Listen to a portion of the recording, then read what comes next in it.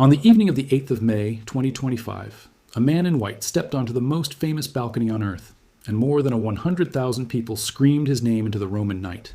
In that single instant, he became the head of a 2,000-year-old institution, and by the laws of the world, a head of state, the sovereign of Vatican City. He raised his hand over the crowd. And here is the part almost nobody in that square understood. That same man standing there in front of the whole world personally owned almost nothing at all. Not because he had lost it, not because someone had taken it from him, but because of a promise he had made out loud 44 years earlier, and never once taken back. Most Catholics have forgotten this vow even exists, and when you understand what it really means, you will never look at that balcony the same way again. Let me show you the strangest truth about the richest office in the Christian world and the quiet promise that stands behind the man who now holds it. There is a question almost everyone has wondered at least once, even if they would. Never say it out loud in church. What does a pope actually own?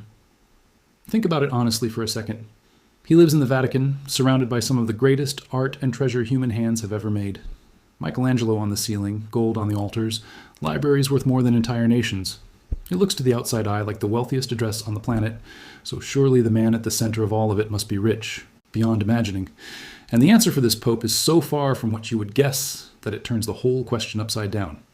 Before we go any further, if this story is already touching your heart, take 1 second to subscribe and type Amen in the comments so we know you're here.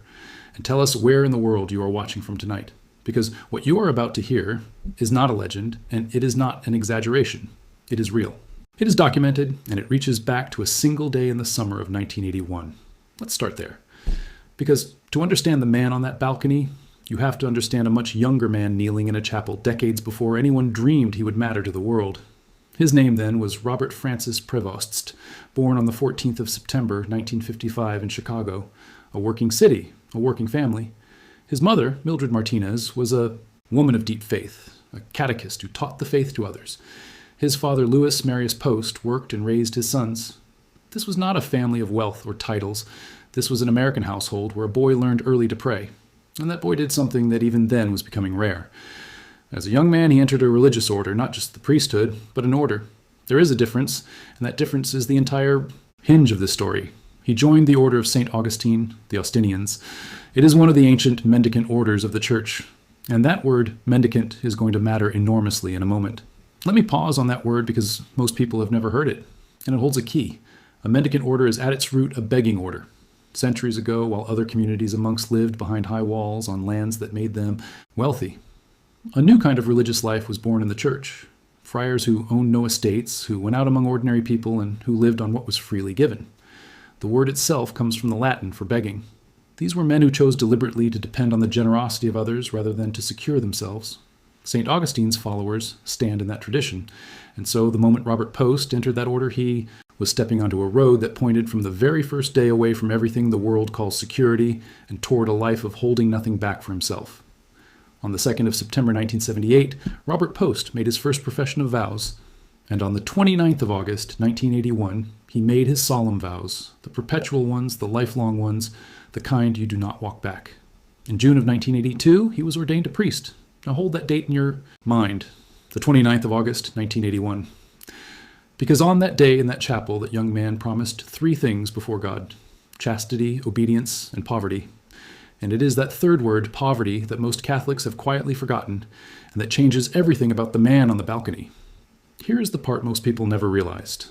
When we hear the word poverty, we picture something sad. Empty cupboards, a man with nothing, wishing he had something. But the vow Robert Post took is not about lack, and it is not an accident of circumstance. It is a choice, a deliberate, joyful, terrifying choice to own nothing of your own for the rest of your life on purpose. And in the Augustinian tradition, it goes even deeper than that. Stay with me, because this is where the whole story turns from a rule in a book into something that reaches straight into the chest. The Augustinian vow of poverty is not the poverty of a lone hermit starving in a cave. It is what the order calls a common life. The friars hold all things in common. No single one of them calls anything his own. What one uses belongs to all. Their entire way of living is modeled on one of the oldest and most beautiful passages in all of Scripture, the description in the Acts of the Apostles of the very first Christians in Jerusalem. The community of believers, it says, was of one heart and one soul. And no one claimed that any of his possessions was his own, but they had everything in common. of one heart and one soul, everything in common. That single sentence written 2,000 years ago is the blueprint Robert Post handed his whole life over to when he was 25 years old. Think about what that actually means day to day, year after year. It means that for more than 4 decades, this man was not building a personal fortune because he was not permitted to. It means that the roof over his head, the plate in front of him, the very clothes on his back did not belong to him. They belonged to the community and he simply used them. It means no private savings piling up in his name, no property to call his estate, nothing set aside for himself. The Augustinians described their ideal in words, worth hearing. To live together in harmony, being of one mind and one heart, on the way to God, not on the way to comfort, not on the way to security, on the way to God. And notice how radically different that is from the poverty most of us fear. When you and I imagine having nothing, we imagine being alone with our nothing, abandoned, unprovided for, afraid.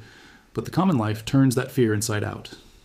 In the Augustinian way, you own nothing precisely because you are held by everyone. You do not need savings because your brothers are your security. You do not cling to possessions because the community carries you and you carry the community.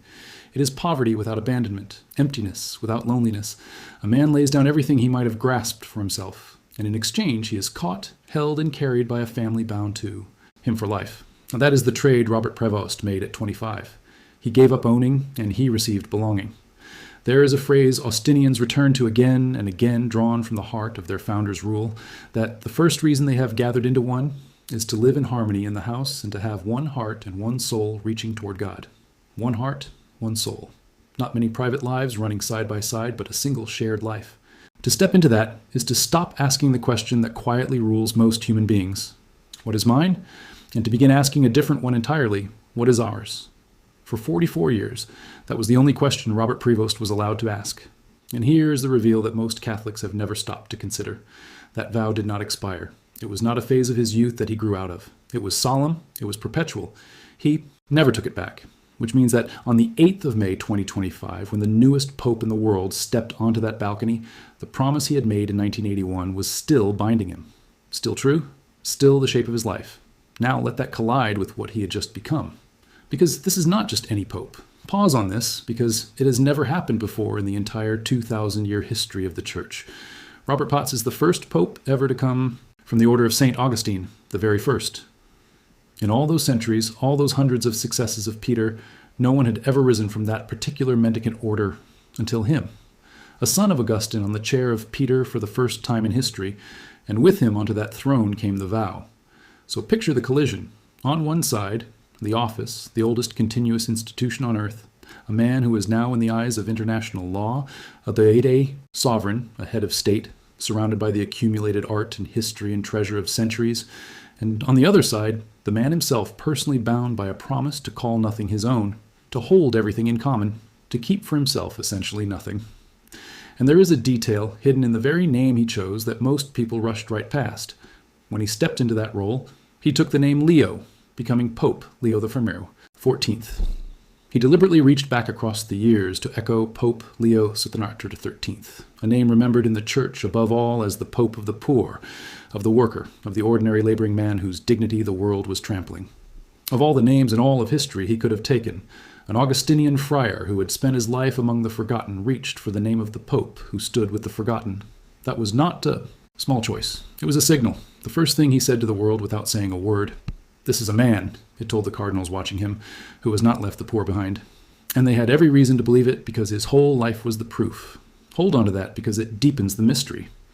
A man defined by a vow of poverty, taking the name of the Pope of the poor, stepping onto the throne of the wealthiest looking office on earth while personally owning almost nothing.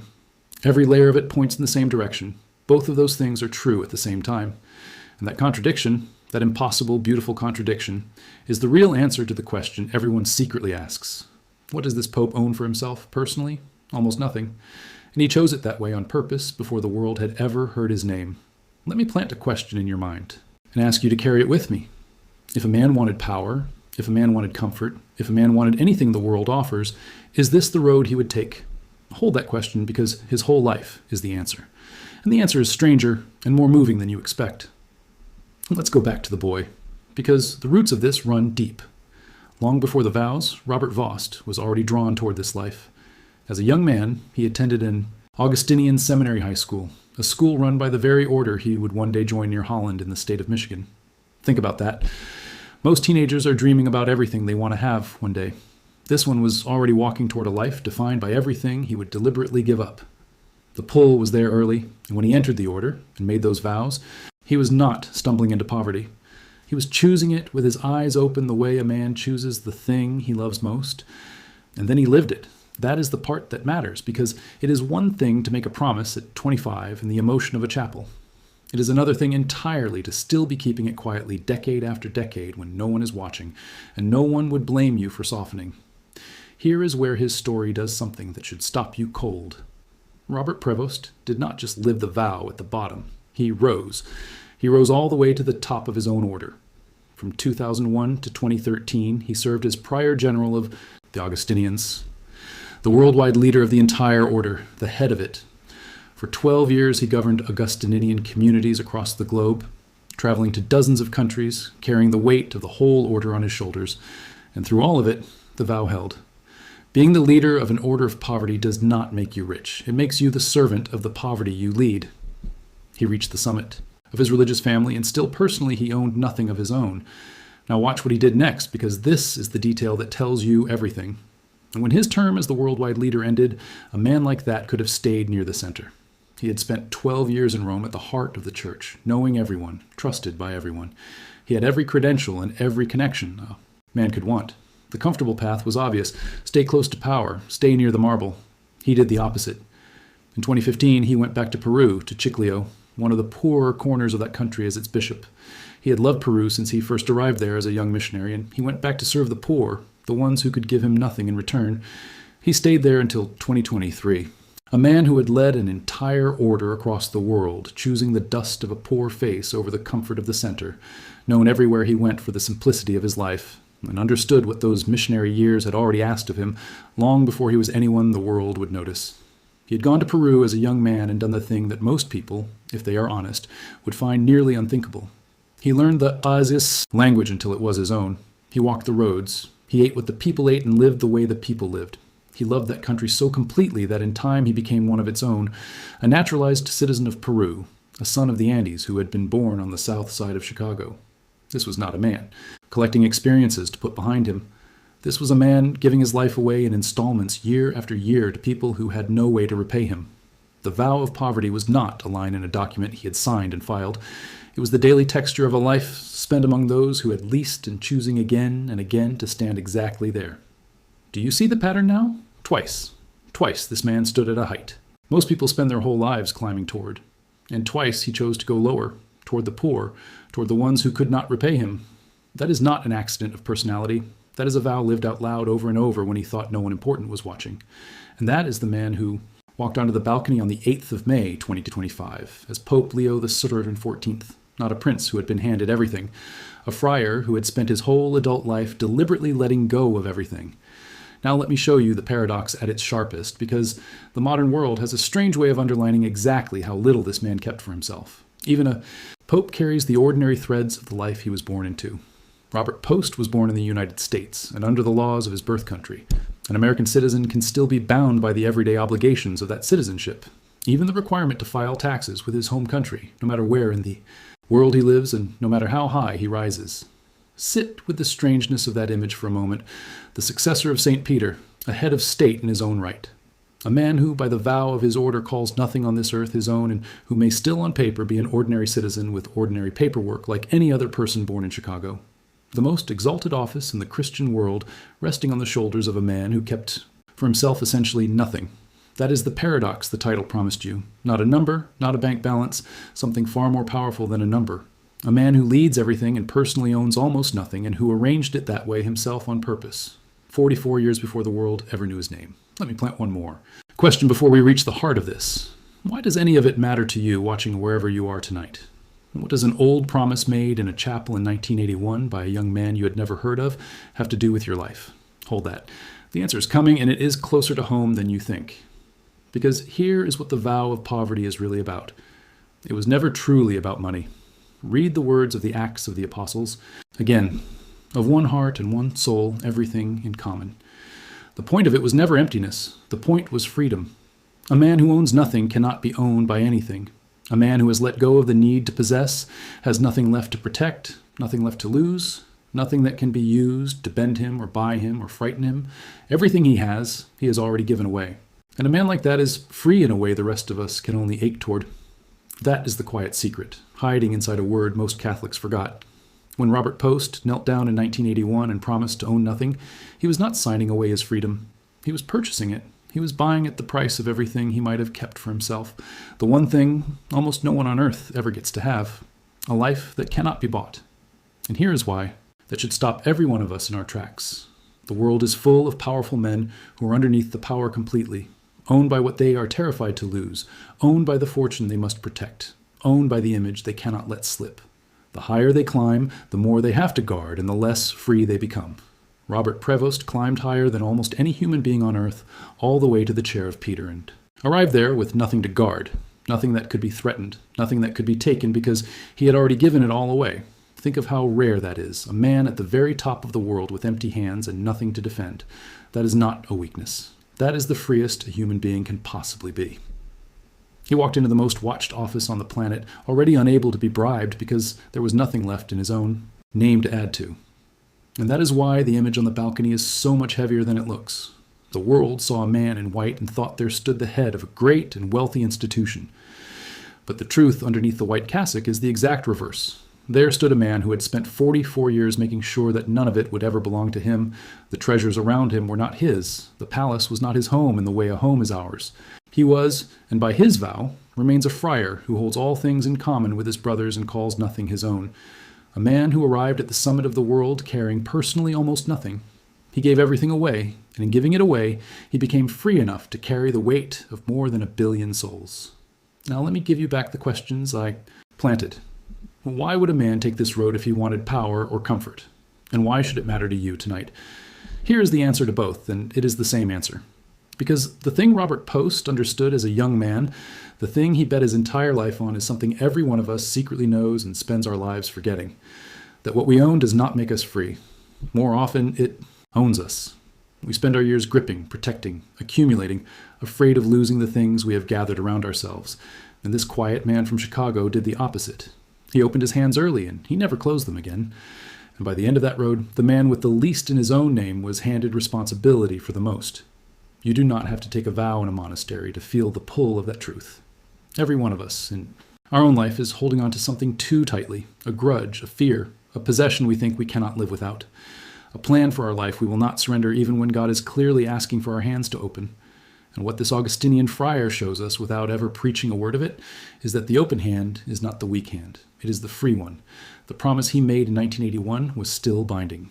Him on the balcony in 2025 because he never took it back and because he never wanted to.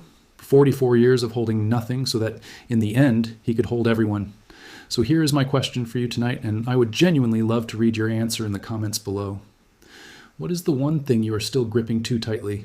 The thing you already sense God may be asking you to open your hands and let go of. Tell us, because someone else reading tonight is holding the very same thing, and they need to know they are not alone. And if this story moved you, stay close, because there's another part of this Pope's life that even fewer people have looked at closely. The mother who raised him, Mildred Martinez, and the faith she quietly planted in a boy from Chicago long before any vow was ever spoken. That is a story for another day. Until then, remember the strangest truth of all. The day this man became the sovereign of the smallest country on earth, and the shepherd of the largest family of faith in history, he owned for himself almost nothing. Not because the world had failed him, but because 44 years earlier he had given it all away on purpose, and found in the giving of freedom the whole world is still searching for.